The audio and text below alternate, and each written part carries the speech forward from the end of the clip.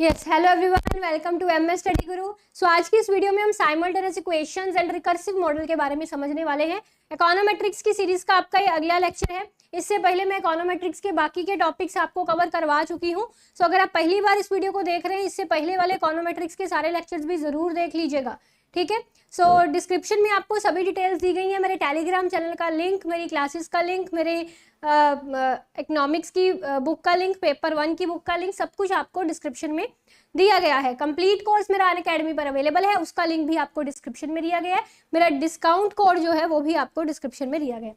So let's start the session. जब मैं simultaneous equations की बात करती हूँ इकोनोमेट्रिक्स में, simultaneous equations, so I am saying joint dependence of variables. इसके लिए एक ये डेफिनेशन यूज की जाती है, that is joint dependence of variables.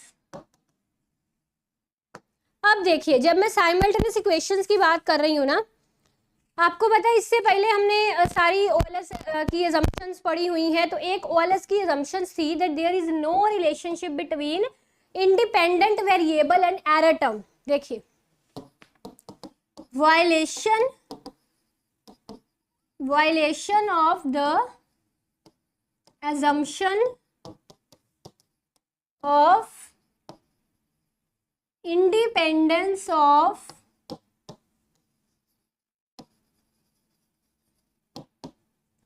independent variable and error term। तो उसमें हमने पढ़ा था that there is no relationship between independent variable जो आपका x है, यानी कि exogenous variable, and error term, there is no correlation between them. But simultaneous equation model जो है ये इसी अजम्पशन का वायलेशन है। यानी कि जब आपका independent variable and error term में रिलेशनशिप एग्जिस्ट कर रहा हो, साइमल्टेनियस इक्वेशन मॉडल उसी को बोलते हैं। So this is a violation of this assumption of OLS. अब इसके अलावा हम एक साइमल्टेनियस इक्वेशन मॉडल पर ना हम ओएलएस नहीं अप्लाई कर सकते। We can't apply OLS, that is ordinary least square, on a simultaneous equation models. क्यों? क्योंकि अगर आप अप्लाई कर दोगे तो इससे बाइसेडनेस की प्रॉब्लम आ जाएगी। याद करो, मैंने वही कहा कि अगर आपने इससे पहले वाले लेक्चर्स नहीं देखे तो ये आपको समझ में नहीं आएगा, इसलिए इससे पहले वाले जरूर देख लीजिएगा। अगर मैं साइमल्टेनियस इक्वेशन मॉडल पर मैं ओएलएस अप्लाई कर देती हूँ, ऑर्डिनरी लीस्ट स्क्वायर क्या है आपको इकोनोमेट्रिक्स के पहले लेक्चर में समझाया था, तो उससे बाइसेडनेस की प्रॉब्लम आ जाती है। यानी कि जो हमारी ब्लू प्रॉपर्टीज हैं वो सेटिस्फाई नहीं हो पाएंगी, ठीक है। तो हमारे एस्टिमेट्स जो है वो बाइस्ड, एक क्वेश्चन एग्जाम में पूछा जाता है, अगर आप साइमल्टेनियस इक्वेशन मॉडल पर ओएलएस अप्लाई कर दोगे तो रिजल्ट क्या होगा। तो अगर साइमल्टेनियस इक्वेशन मॉडल पर ओएलएस अप्लाई कर देंगे, रिजल्ट होगा biased and inefficient estimate, biasedness and you can say inefficiency, यानी कि बाइसेडनेस एंड इनएफिशिएंट एस्टिमेटर्स, ठीक है। तो एफिशिएंसी एंड बाइसेडनेस दोनों, अनबाइसेडनेस एंड एफिशिएंसी, ये हमारी प्रॉपर्टीज थी ब्लू की, ठीक है। इन दोनों की वायलेशन हो जाएगी अगर साइमल्टेनियस इक्वेशन मॉडल पे ओएलएस अप्लाई कर देंगे तो, ठीक है।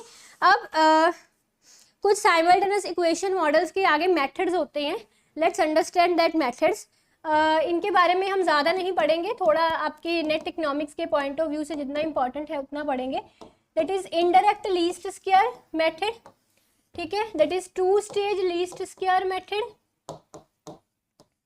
And that is three stage least square method, three stage least square method, ठीक है। अब देखिए, जो इनडायरेक्ट लीस्ट स्क्वायर मेथड है ना, इसको थोड़ा समझने का प्रयास करिएगा। आपका इनडायरेक्ट लीस्ट स्क्वायर मेथड, इसको एक बार मैचिंग से क्वेश्चन आया था इसमें से आपको, तो इसको मैच किससे करना था हमको,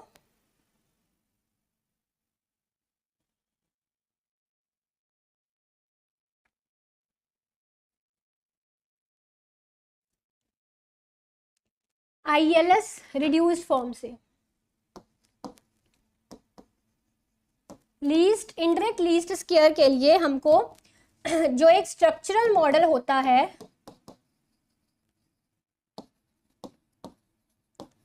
has to be transformed into reduced form model, उसको रिड्यूस्ड फॉर्म मॉडल में बदलना पड़ता है।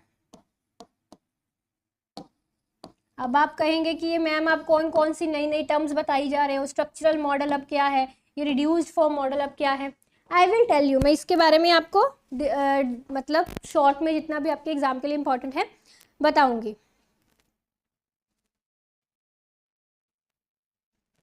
तो मैचिंग में ऐसा आया था कि आईएलएस को मैच करना था, तो आईएलएस को रिड्यूस्ड फॉर्म इक्वेशन से मैच किया था, वो जो क्वेश्चन आया था उसमें हमने, वो सही था आपका। Indirect least square will be matched with reduced form model, क्योंकि इंडायरेक्ट लीस्ट स्क्वायर के केस में आपको एक स्ट्रक्चरल मॉडल में से रिड्यूस्ड फॉर्म मॉडल बनाना पड़ता है, ठीक है। सो अब इसमें आपको याद रखने वाली बातें मेन ये है कि जो याद करो, हमने आइडेंटिफिकेशन प्रॉब्लम में 3 तरह की इक्वेशंस पढ़ी थी, exactly identified, over identified, under identified पढ़ी थी। जो आपका इंडायरेक्ट लीस्ट स्क्वायर मेथड है, ये एप्रोप्रिएट होता है किसके केस में,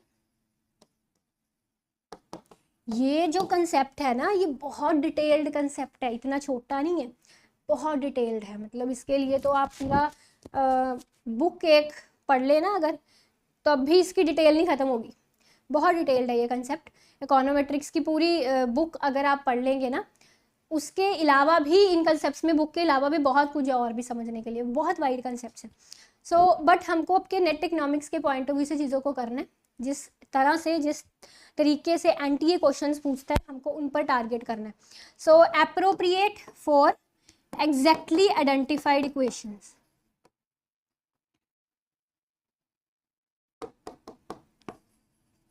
तीन तरह की इक्वेशंस की थी। इंडायरेक्ट लीस्ट स्क्वायर का मेथड एप्रोप्रिएट रहता है अगर इक्वेशंस एग्जैक्टली आइडेंटिफाइड है तो। Two stage least square appropriate रहता है, एप्रोप्रिएट फॉर एग्जैक्टली आइडेंटिफाइड। अच्छा, एग्जैक्टली आइडेंटिफाइड को हम एक और वर्ड के नाम से जानते हैं, जस्ट आइडेंटिफाइड, ठीक है। एग्जैक्टली और just identified and over identified, दोनों के केस में ये अप्रोप्रिएट रहता है। ये हमने आइडेंटिफिकेशन प्रॉब्लम में तीनों तरह की पढ़ा था, तीनों तरह के केसेस पढ़े थे, याद करो। If k minus M is equal to Z minus one, that is exactly identified. k minus M greater than g minus one, that is over identified, है ना, किया था हमने। 3 स्टेज लीस्ट स्क्वायर एप्रोप्रिएट रहता है सिर्फ ओवर आइडेंटिफाइड के लिए, फॉर ओवर आइडेंटिफाइड इक्वेशंस, ठीक है।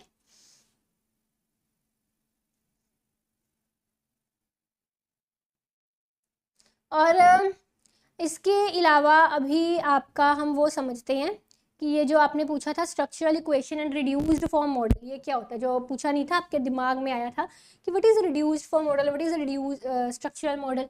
सो लेट अंडरस्टैंड, बेसिकली हम एक स्ट्रक्चरल मॉडल से एक रिड्यूस्ड फॉर्म मॉडल डराइव करते हैं, structural model and it is a reduced form model.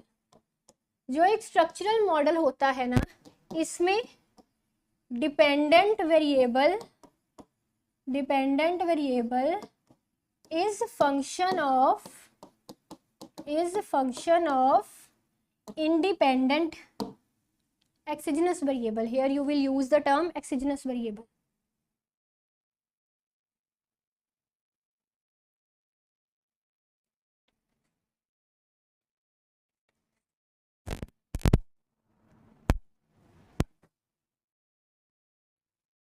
Yes, here you will use the term, sorry, exogenous नहीं, indigenous variable.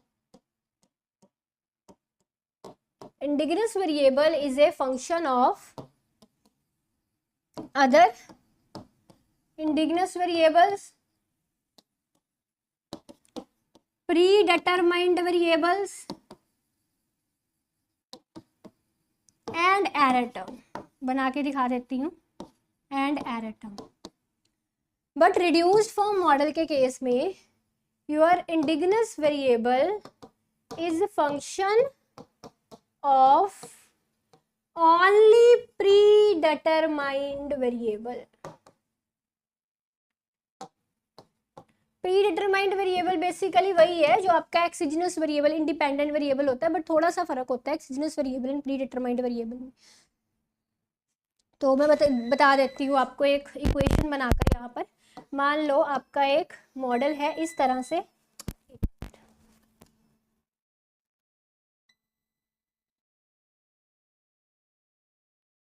चल हो गया ठीक।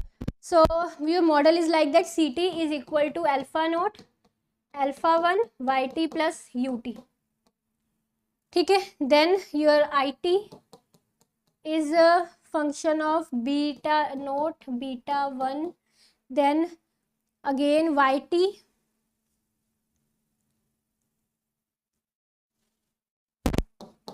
plus beta 2 yt minus 1 plus error term ut. Then the third one is gt is a function of t plus it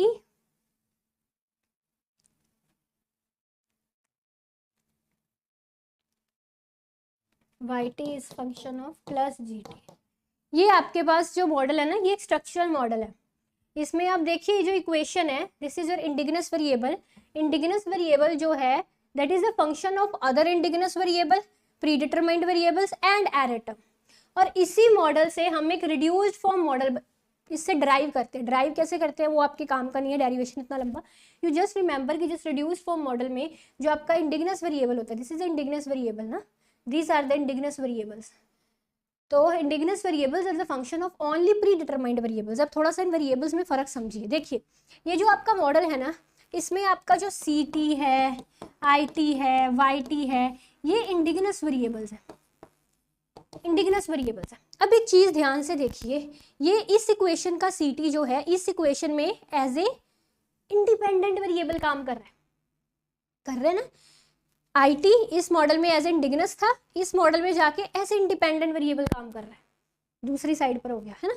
इसी तरह Y T यहाँ पे indigenous था, किसी और इक्वेशन में वो एज ए, जिसको आप एक्सप्लेनेटरी वेरिएबल भी बोल देते हो, है ना, एज ए इंडिपेंडेंट वेरिएबल काम कर रहे हैं। तो इस मॉडल में ये जो वेरिएबल्स है ना, Y T minus 1 and G T, जो किसी और इक्वेशन में जाकर इंडिजिनस वेरिएबल का रोल नहीं निभा रहे, ये दो वेरिएबल्स ये इंडिजिनस वेरिएबल्स में है नहीं है। इनके अलावा बाकी सभी वेरिएबल्स ऐसे हैं जो इंडिजिनस भी हैं, इंडिजिनस है, और साथ में इस साइड में आकर दूसरी इक्वेशन में एक्सप्लेनेटरी वेरिएबल का भी रोल निभा रहे हैं, है ना। बट ये जो दो वेरिएबल्स हैं Y T minus 1 and G T, ये आपके प्री डिटरमाइंड वेरिएबल्स हैं, ठीक है, प्री डिटरमाइंड वेरिएबल्स। अब फर्क समझ लगा। एक्सिजिनस वेरिएबल एक होता है indigenous variable, that is dependent variable. साफ पता लग रहा है, 3 डिपेंडेंट वेरिएबल्स। एक हम बोलते हैं एक्सिजिनस वेरिएबल्स, ये मैंने आपको पहली क्लास में समझाए हुए हैं, क्लासिकल लीनियर रिग्रेशन मॉडल वाली क्लास में। सारे एक्सिजिनस वेरिएबल्स, जिनको हम इंडिपेंडेंट वेरिएबल्स बोलते हैं, जो इक्वेशन के इस साइड आते हैं, ठीक है। But exogenous and predetermined variables में यही फर्क है, जो प्री डिटरमाइंड वेरिएबल है वो किसी भी दूसरी इक्वेशन में एज ए इंडिजिनस का रोल प्ले नहीं कर रहे। जैसे Y T minus 1 and G T किसी भी दूसरे इक्वेशन में एज ए इंडिजिनस वेरिएबल का रोल प्ले नहीं कर रहे, तो ये प्री डिटरमाइंड वेरिएबल्स है, ठीक है। तो ये चीज फाइन। सो ये मैंने आपको ब्रीफ में इन दोनों के बारे में बता दिया, समझा दिया। अब हम आगे चलते हैं रिकर्सिव मॉडल की तरफ। एक minute. So let's go towards recursive model. Recursive model को ना हम ट्रायंगुलर मॉडल भी बोलते हैं। क्या बोलते हैं? ट्रायंगुलर मॉडल भी बोलते हैं। सो रिकर्सिव मॉडल की एक पहचान होती है, फर्स्ट इक्वेशन इंक्लूड्स, लिख लीजिए, first equation includes only pre. Recursive model से आपको अब तक जितने भी क्वेश्चंस आए हैं ना, जो जितना मैंने रिकर्सिव मॉडल करवाया उसी में से आए हैं आज तक जितने भी क्वेश्चंस आपको आए हैं रिकर्सिव मॉडल से। First equation includes only predetermined variables at the right, then second equation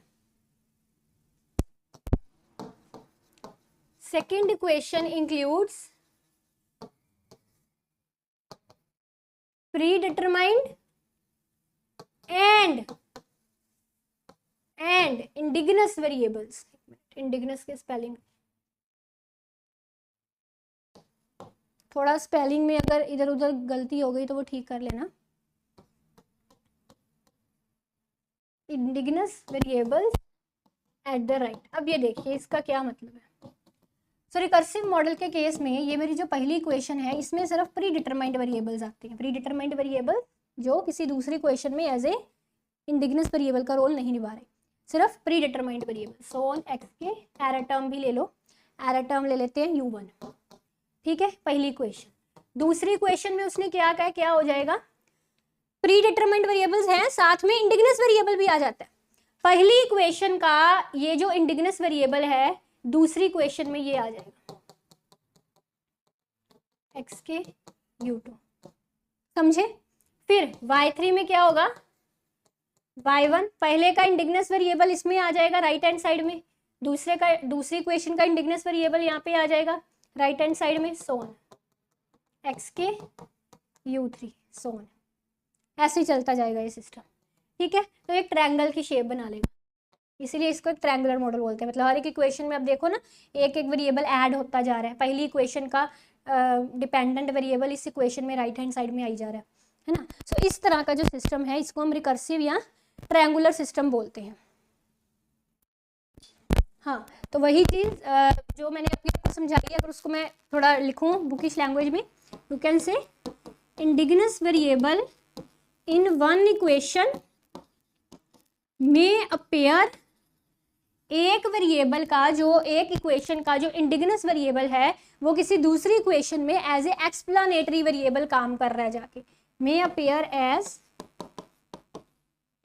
explanatory यानी कि independent variable, explanatory variable in other equation,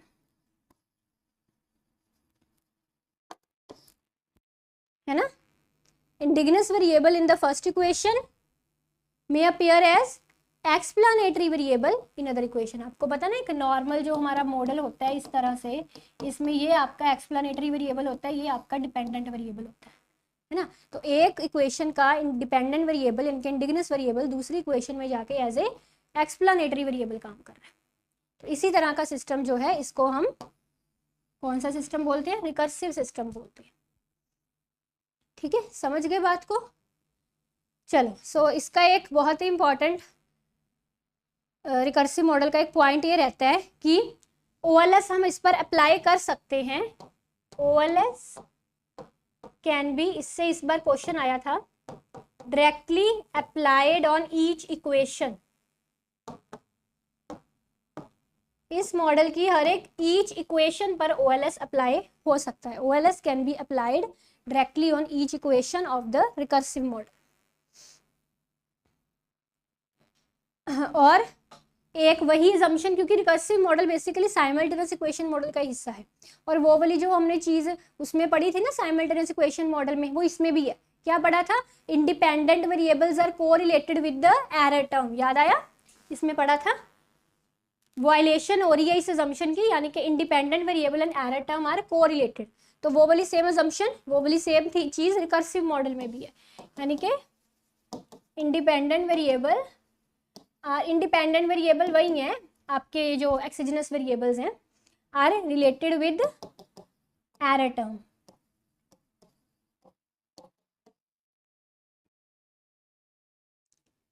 ठीक है जी, fine. Correlated with, yes you can use the word here correlated. तो यही था आपका simultaneous equation and recursive model का सारा इंपॉर्टेंट स्टफ। होपफुली आपको समझ में आ गया। ओके, सो अगर सेशन अच्छा लगा लाइक शेयर ज़रूर करिएगा। Thank you for watching, take care, bye bye.